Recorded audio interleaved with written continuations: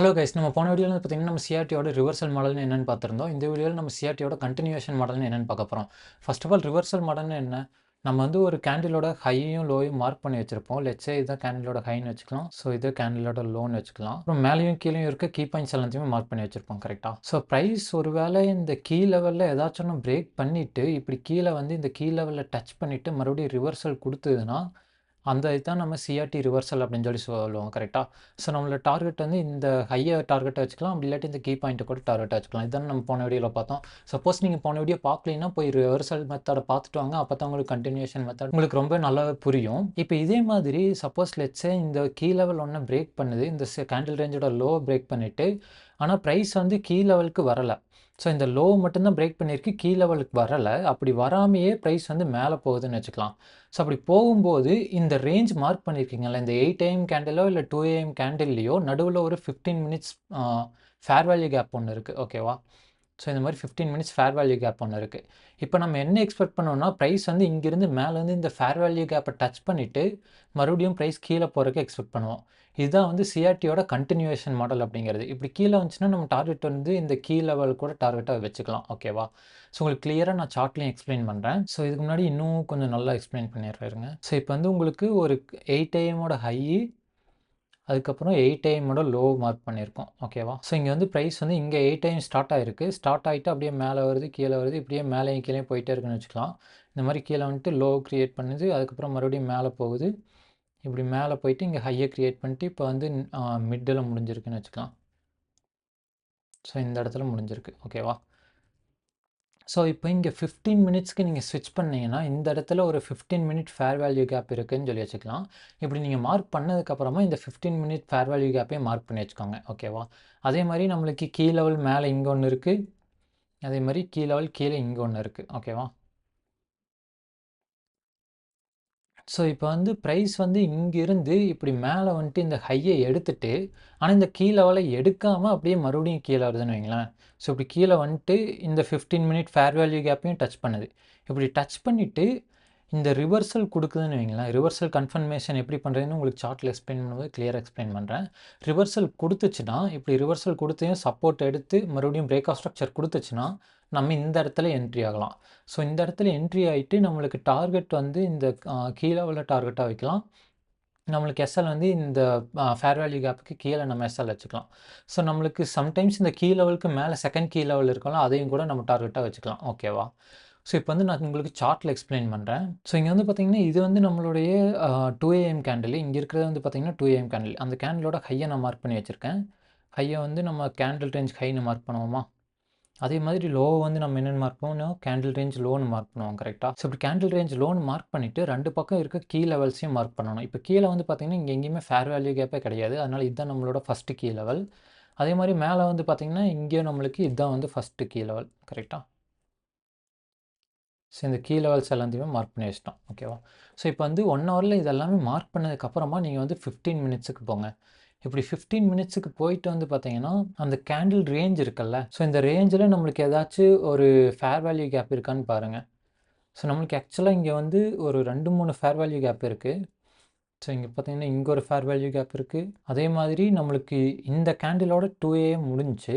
இந்த 3 AM first கேண்டில்லேயே வந்து பார்த்தீங்கன்னா ஒரு ஃபேர் வேல்யூ கேப் கிரியேட் பண்ணிட்டு தான் ஓப்பன் ஆயிருக்கு கரெக்டாக. ஸோ இந்த ஃபேர் வேல்யூ கேப்பையும் மார்க் பண்ணி வச்சுக்கலாம், ஓகேவா? ஸோ இப்போ வந்து நம்மளுக்கு கேண்டில் ரேஞ்ச் லோவை ஓப்பனிங் கேண்டிலே வந்து பார்த்தீங்கன்னா பர்ஸ் பண்ணிடுச்சு. கேண்டில் ரேஞ்ச் லோக்கு கீழே தான் நம்மளுக்கு ஓப்பனே ஆயிருக்கு.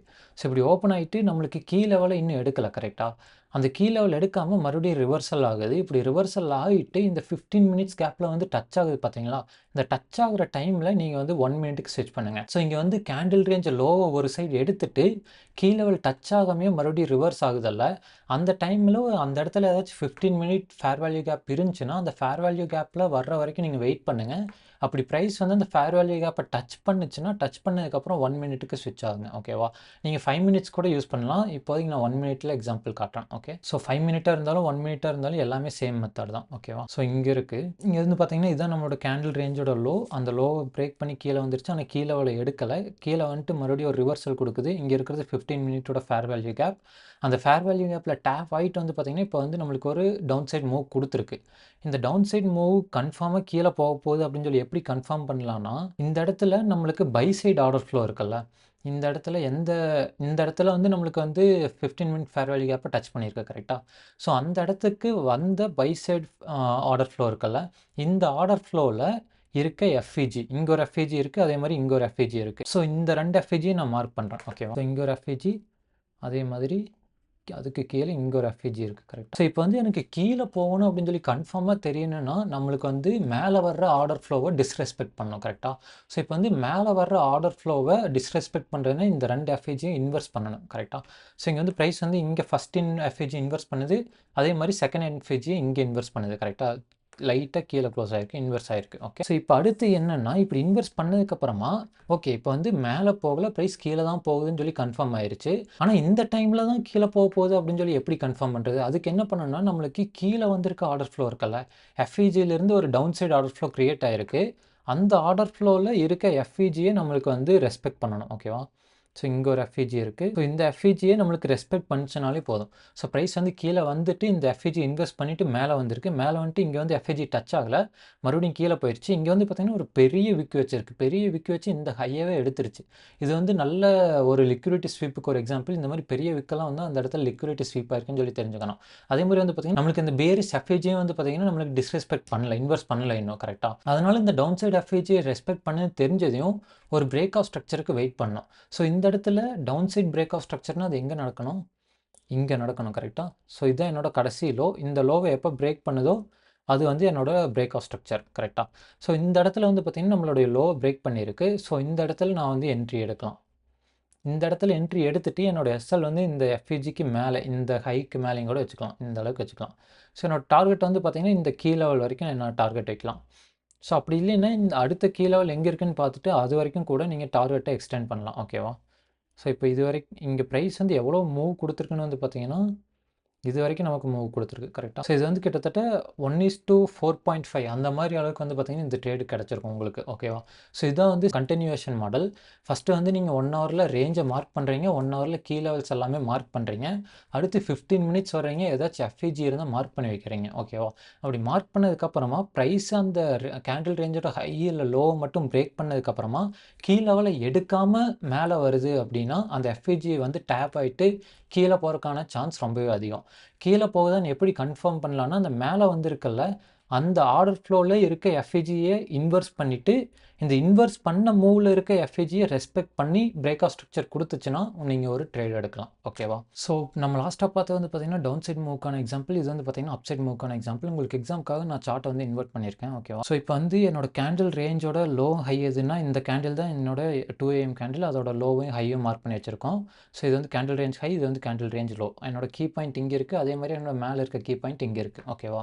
ஸோ இப்போ வந்து நான் 15 மினிட்ஸ்க்கு போறேன். ஸோ 15 மினிட்ஸ்ல அதே மாரி எஃப்இஜி எல்லாமே மார்க் பண்ணி வைக்கிறேன். இங்க வந்து பார்த்தீங்கன்னா, இந்த இடத்துல எஃப்இஜி இருக்கு. 15 மினிட்ல இருக்க எல்லா எஃப்இஜியும் மார்க் பண்ணி வைங்க. பிரைஸ் எந்த எஃப்இஜிக்கு வேணாலும் ரிவர்ஸ் ஆகலாம். மெயினா வந்து பார்த்தீங்கன்னா, ஃபிபனாச்சி டூல் யூஸ் பண்ணி அந்த பிரீமியம் டிஸ்கவுண்ட்ல இருக்க எஃப்இஜிய ட்ரேட் பண்ணீங்கன்னா ரொம்பவே நல்லாருக்கும். நல்ல ரிசல்ட் கிடைக்கும். ஓகேவா? ஸோ இப்போ வந்து இந்த இடத்துல எஃப்இஜி இருக்கு. அதே மாரி நம்மளுக்கு ஒரு சைடு ஹைய தூக்கிட்டு வந்து பார்த்தீங்கன்னா, கீ லெவல டச் பண்ணாம மறுபடியும் ரிவர்சல் குடுத்துருச்சு. குடுத்துட்டு வந்து பார்த்தீங்கன்னா, இந்த எஃப்இஜிக்கு வந்துட்டு மறுபடியும் ஒரு பிரேக் ஆஃப் ஸ்ட்ரக்சர் குடுத்துருக்கு. கரெக்ட்டா? இந்த எஃப்இஜிக்கு வந்ததையுமே நான் வந்து 1 மினிட்க்கு ஸ்விட்ச் பண்றேன். நீங்க 1 மினிட் இல்லாட்டி 5 மினிட் எது வேணாலும் யூஸ் பண்ணிக்கலாம். ஓகேவா? ஸோ இதுதான் நம்மளுடைய 15 மினிட் எஃப்இஜி. இது கேண்டில் ரேஞ்சோட ஹை. இது வந்து கீ லெவல். ஓகேவா? இப்போ வந்து கேண்டில் ரேஞ்சோட ஹைய பிரேக் பண்ணிட்டு கீழ வந்திருக்கு. கரெக்ட்டா? ஸோ கீழ இந்த அளவுக்கு போயிட்டு வந்து பார்த்தீங்கன்னா, பிரைஸ் வந்து கீழ வரக்கு ஸ்டார்ட் ஆயிருச்சு. இப்படி கீழ வர்ற டைம்ல வந்து பார்த்தீங்கன்னா, இந்த இடத்துல ஒரு எஃப்இஜி கிரியேட் ஆயிருக்கு. இந்த இடத்துல ஒரு எஃப்இஜி இருக்கு. அதே மாரி மேல இங்க ஒரு எஃப்இஜி இருக்கு. கரெக்ட்டா? ஸோ இந்த 2 எஃப்இஜியும் நம்ம மார்க் பண்ணி வச்சுக்கலாம். ஸோ இப்போ நான் வந்து பிரைஸ் மேல போகணும்னா, எனக்கு கீழ இருக்க ஆர்டர் ஃப்ளோவ டிஸ்ரெஸ்பெக்ட் பண்ணணும். கரெக்ட்டா? ஸோ இந்த 2 எஃப்இஜியும் இன்வெர்ஸ் பண்ணணும். இந்த 2 எஃப்இஜி இன்வெர்ஸ் பண்ற மூவ்ல ஒரு எஃப்இஜி கிரியேட் ஆயிருக்கு. கரெக்ட்டா? ஸோ இந்த எஃப்இஜி ரெஸ்பெக்ட் பண்ணுச்சுன்னா, ரெஸ்பெக்ட் பண்ணி ஒரு பிரேக் ஆஃப் ஸ்ட்ரக்சர் குடுத்துச்சுன்னா, எனக்கு கன்ஃபார்ம் தெரியும் பிரைஸ் வந்து மேல தான் போகுதுன்னு. அதே மாரி வந்து பார்த்தீங்கன்னா, இங்க வந்து ரெஸ்பெக்ட் பண்ணிட்டு நம்மளுக்கு ஒரு பிரேக் ஆஃப் ஸ்ட்ரக்சரும் குடுத்துருக்கு. கரெக்ட்டா? ஸோ இந்த மாரி ரெஸ்பெக்ட் பண்ணிட்டு வந்து பார்த்தீங்கன்னா, லிக்விடிட்டியும் ஸ்வீப் பண்ணிட்டு நம்மளுக்கு பிரேக் ஆஃப் ஸ்ட்ரக்சர் குடுத்துருக்கு. ஸோ இப்படி இந்த பிரேக் ஆஃப் ஸ்ட்ரக்சர கன்ஃபார்ம் பண்ணதுமே வந்து பார்த்தீங்கன்னா, நீங்க வந்து ட்ரேட்ல என்ட்ரி ஆயிக்கலாம். ஸோ இந்த இடத்துல என்ட்ரி ஆயிட்டு வந்து பார்த்தீங்கன்னா, நம்மளுக்கு எஸ்எல்ல இந்த எஃப்இஜிக்கு கீழ வச்சுக்கலாம். இல்லாட்டி இந்த ஹைக்கு கீழயும் கூட வச்சுக்கலாம். அதே மாரி நம்மளுக்கு டார்கெட் வந்து இந்த கீ லெவல் வைக்கலாம். அப்படி இல்லாட்டி வேற ஏதாச்சும் கீ லெவல் அதுக்கு மேல இருந்துச்சுன்னா, அதையும் கூட நீங்க டார்கெட்டா வைக்கலாம். ஓகேவா? ஸோ மோஸ்ட்லி 1:2 தான் உங்களுக்கு ஃபிக்ஸ்டு டார்கெட்டா இருக்கணும். ஸோ அதுக்கு மேலே இருந்துச்சுன்னா பார்ஷியல்ஸ் புக் பண்ணிட்டு நீங்கள் ரன் பண்ணுறதுக்கு விடலாம். ஓகேவா? ஸோ இந்த சிஆர்டி மாஸ்டர் கிளாஸ் இதுதான் ஃபஸ்ட் வீடியோ நீங்கள் பார்க்குறீங்கன்னா, இதுக்கு முன்னாடி 3 வீடியோ போட்டிருக்கேன். அந்த வீடியோவெல்லாம் பார்த்து வாங்க.